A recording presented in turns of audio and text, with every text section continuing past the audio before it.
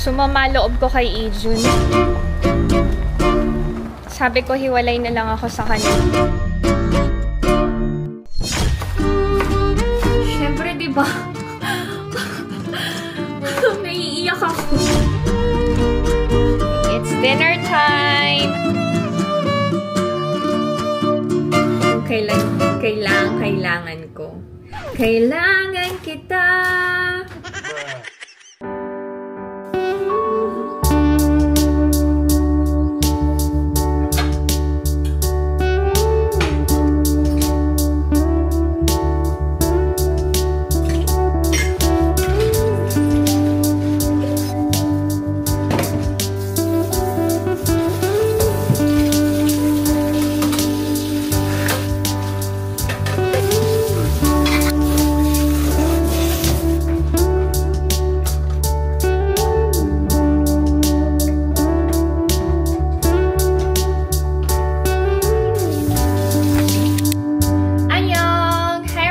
Welcome back to my channel, and this is my life in Korea. Samahan niyo ako ngayong araw na to, dyan lang kayo. Si Ijun, medyo masama pa rin yung pakiramdam, pero better than yesterday. Hopefully, magtuloy-tuloy na yung pagbuti ng pakiramdam niya. Sinisipon pa rin. Maaga siya nakatulog kagabi. Si Ina mag-yogurt lang daw. Hatid ko kay Ina. Maybe, tok tok tok. Open the door, please. Oras ah. Mugi apa? Naku, si Ina may sakit din yan.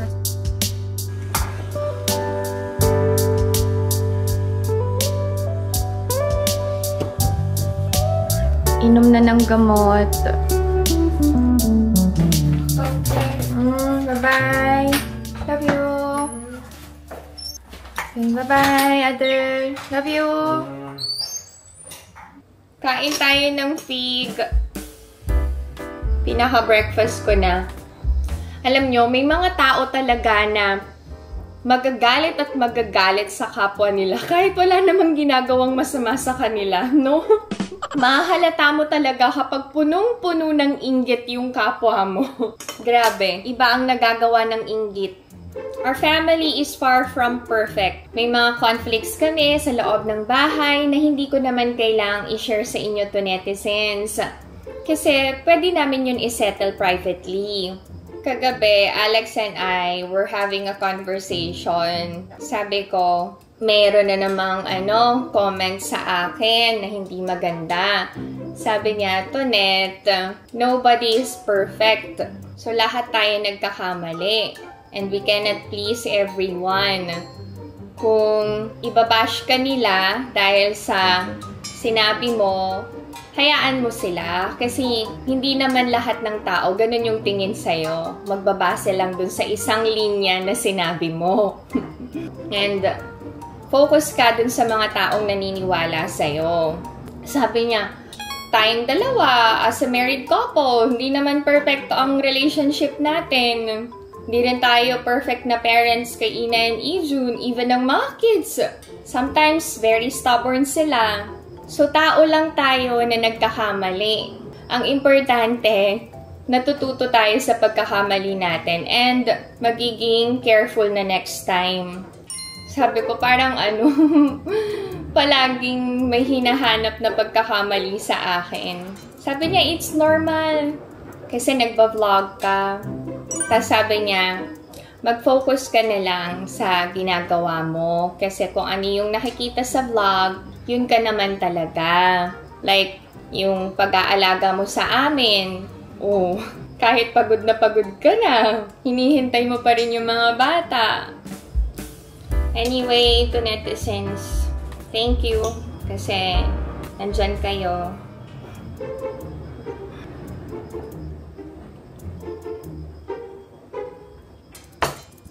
And dyan lang kayo. Hindi pa tapos ang video na to. Samahan nyo na ako, ha? Lalaba ako sa kamay ng mga neat. Hindi ko kasi winawashing yun. Hindi ko na kayo samang magligpit. Samahan nyo na lang akong maglaba. Okay ba yun? Sabi nyo, okay.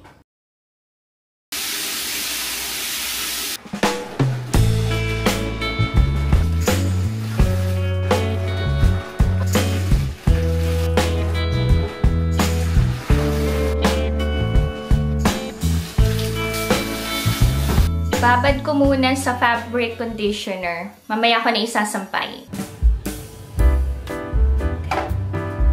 Ang dami kong ginawa to netizens.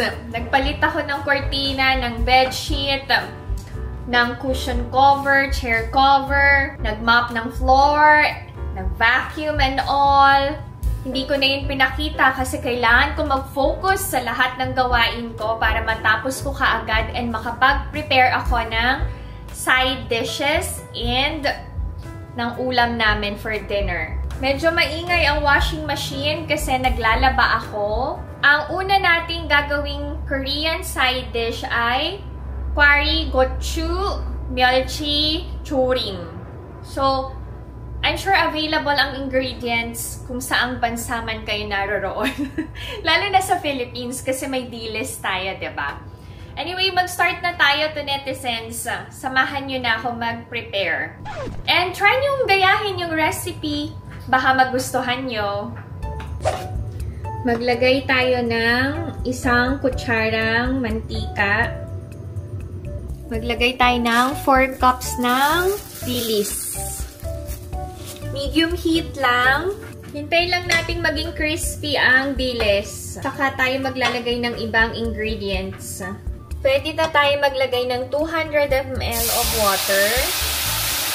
Maglalagay din tayo ng kelp, pampalasa, cooking wine, 2 spoons, tapos yung jinkanjang, 8 spoons, 1, 2, 3, 4, 5, 6, 7, 8. Pwede na tayo maglagay ng garlic. Pakuluin lang natin. Since kumukulo na, pwede na nating tanggalin ang kelp. Pwede na nating ilagay ang kwari gochu.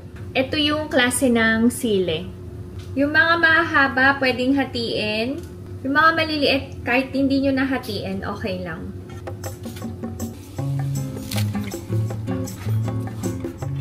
Okay, maglagay na tayo ng uligodang. Kung di available ang uligodang, pwede namang sugar.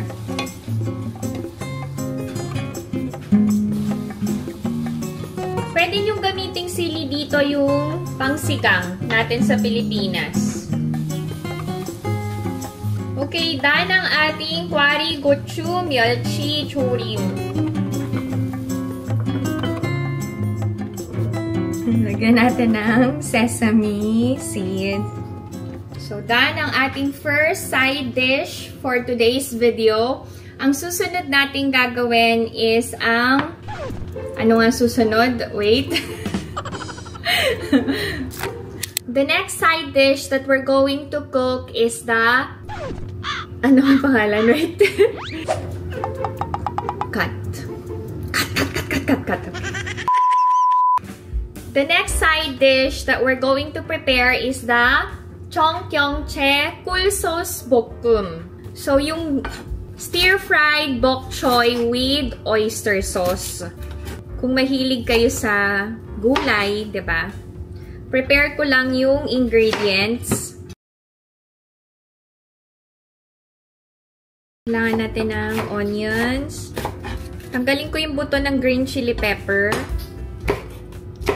Siling pangsigang to.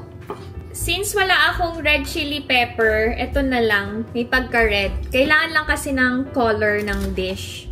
Bakit ba hindi ako nakahingi ng red chili pepper sa farm? Kung kailangan ko. Kailangan kita ngayon at kailanman. Wow! Okay. Tapos, syempre, ito yung ating bok choy. Naglagay na ako ng cooking oil. Sauté na natin ang onion. Maglagay na din tayo ng garlic. Pwede na nating ilagay ang ating bok choy. Ilagay na din natin ang green chili pepper. Mag-add tayo ng konting salt. How are you? Tired. Always tired, my love. Take a rest. Natin. Lagyan ko ng sesame oil. And oyster sauce. Pwede na nating ilagay yung orange chili pepper. Kung may red chili pepper kayo, red ang ilagay nyo. Done ang ating Cheongpyeongchae full sauce bokum. O, diba? Mabilis lang gumawa ng side dish. Yan natin ng sesame seeds. Tadaan! Pang thumbnail. Mamaya ko natatakpan since mainit pa. The third side dish that we're going to make is what you called Oy Gochu Doenjang Muchim. So, ito yung cucumber pepper. Kahit malaki to, malutong, hindi to maanghang. Parang lasang cucumber. Kinakain to ng fresh. So, ang gagawin muna natin is i-slice natin ng bite size. Oo, tama. Yun yung gagawin natin.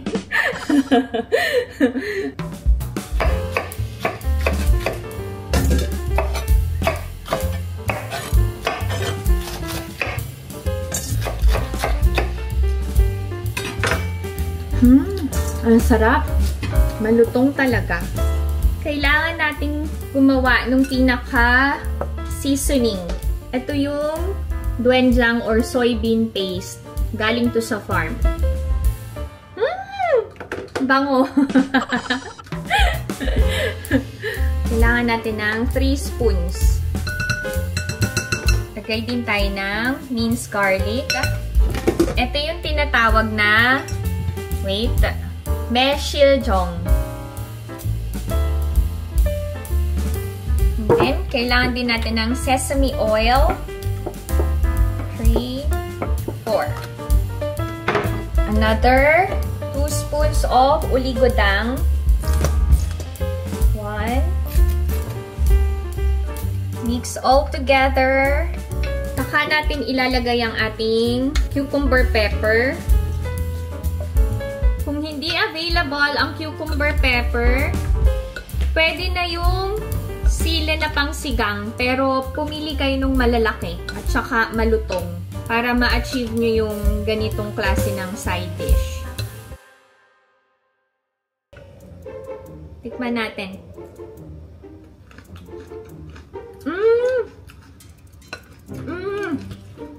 Ang sarap! Ay, ang sarap! Ay, sobrang sarap!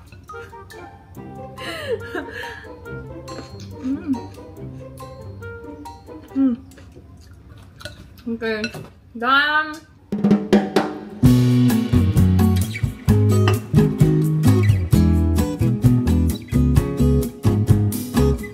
Lagyan natin ng sesame seeds. Tadaan! Perfect! Thank you, Lord. This time, magluluto ako ng dinner namin. Ujingo bokum. Ito yung binili ko sa palengke.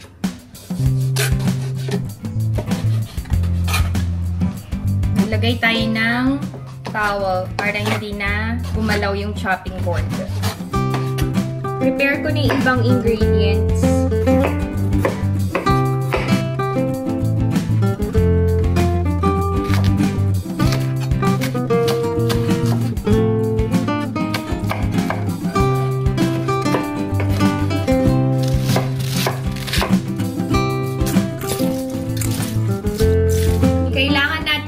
Saute ang Welsh onion.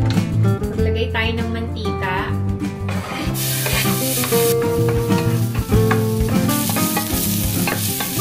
Okay, pwede na nating ilagay ang squid. Pwede na tayo maglagay ng brown sugar. 1.5 spoons. Maglagay na tayo ng garlic. Chili paste.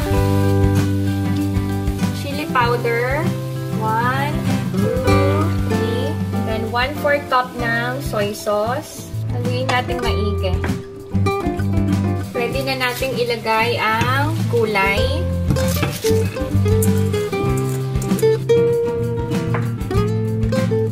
Takpan natin. Lagyan natin ng 1/2 cup of water. Haluin maigi. Takpan ulit natin. Pwede na tayo maglagay ng sesame oil. Done.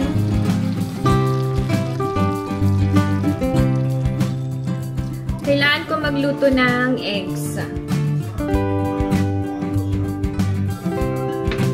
Herb salt.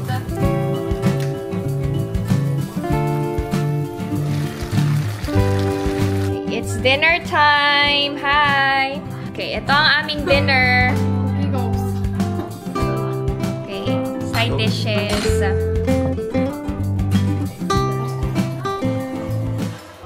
에버랜드 이용권 찾았어. Oh! 내가 전화해가지고. Wow!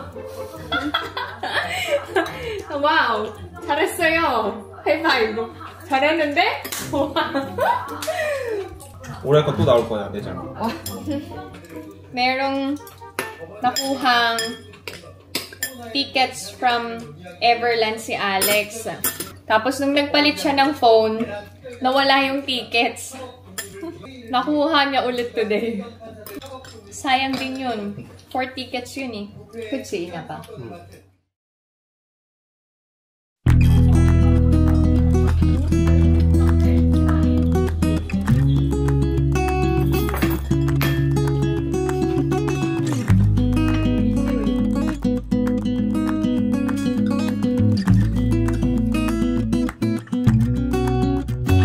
Nagpapabili siya ng comic book. Isang set. Worth, how much, Ina? 15만 원? 150,000 won. Birthday gift daw niya. Sabi ko, okay. Basta basahin niya lang.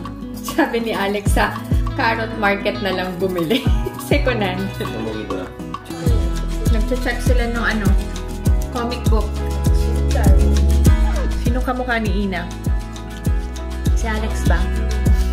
Anyway, hintayin ko pa si Tukimoki Tuko. Nasa academy pa yun. Pasok na si Ina. Siya lang kayo. Kailangan kong i-preserve ang Welsh onion. So, kailangan chop, chop, chop, chop, chop.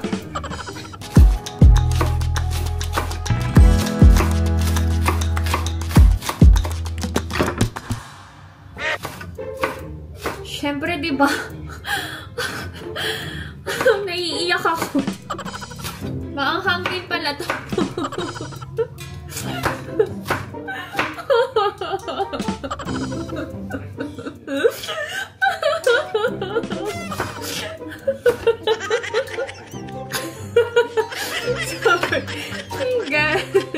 Hindi ko alam kung iiyak ko ba or itatawa ko.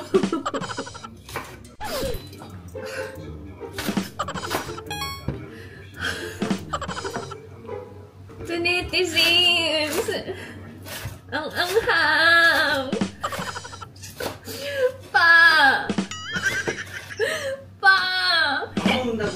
Help me! Hoy, matatapos na to, netizens. Konti na lang. Hoy! Thank you, Lord.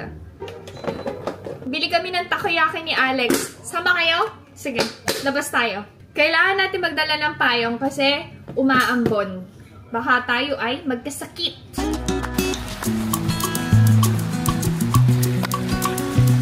Ay, parang wala na yung takoyaki sa labas. Nagsara na yata. Nagpapasundo si Ijun. Wala daw siya payong. Ay, wala na yung takoyaki sa labas. Sarado na. Umalis na sila. Dito yung pwesto niya kanina eh. Nagsara na kasi wala nang bumibili yata. Ayan si Alex, may dalang extra payong.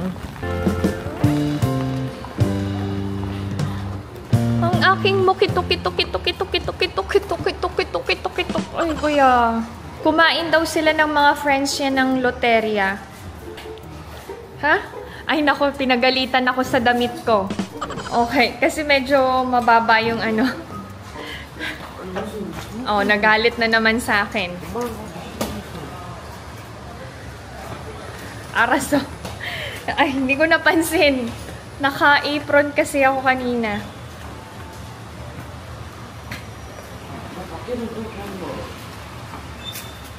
Galit na naman sa akin.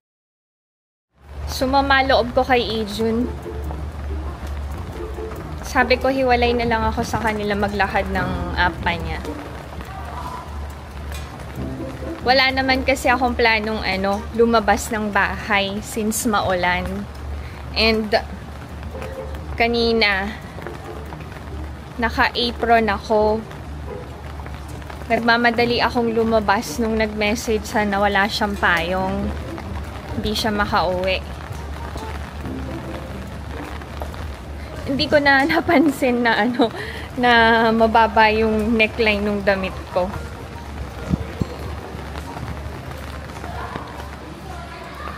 Marunong din ako magtampo.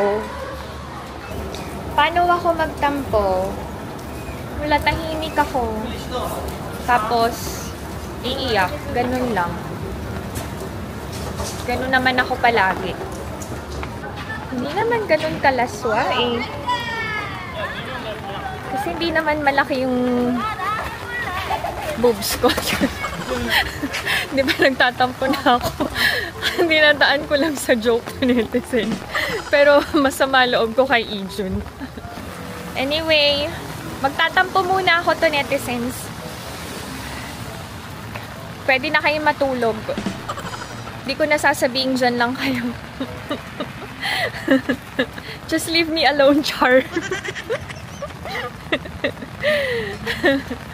Okay, that's it. This is my video for today. I hope that you enjoyed watching, and if you are new to my channel, please consider subscribing, like, and share. Pinay Mom in South Korea. Okay, stay safe, everyone. Bye!